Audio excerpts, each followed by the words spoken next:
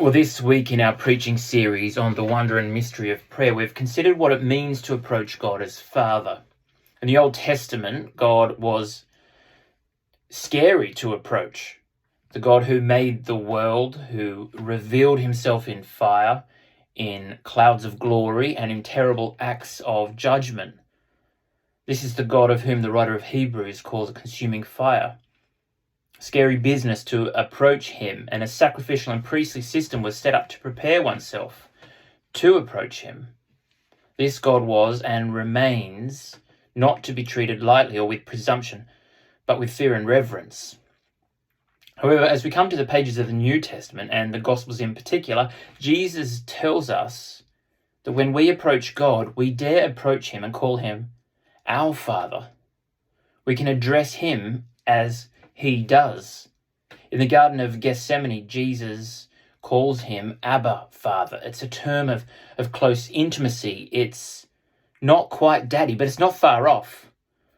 This is a relationship that Jesus has had with the Father from all eternity. The Apostle Paul then extends this to all believers.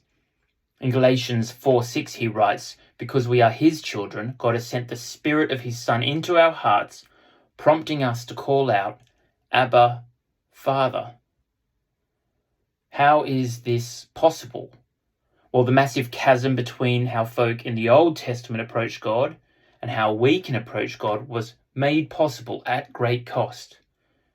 It cost Jesus his perfect life in place of our wicked ones as a substitute to bring us back into relationship with him as Father by adoption. Now united to Jesus by the Spirit, we call God our Father.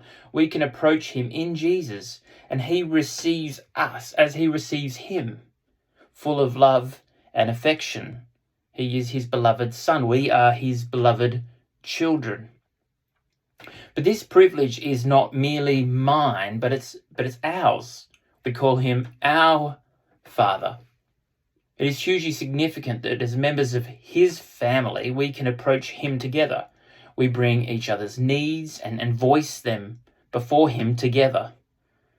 One of our strategic priorities is to develop a culture, a deep culture of prayer. And part of this is participating in prayer with one another. But a reality for me, and perhaps for you, is that we can find praying with and for one another difficult. Well, this Sunday, after our St. Matthew's services, and in the coming weeks at the Minster, Becca and I will be running a short session on how to pray for one another. We'll be presenting and modelling a simple rubric that you can use and adapt so that you can feel confident and equipped to pray with someone else. We'd love you to be there. Every blessing. Bye-bye.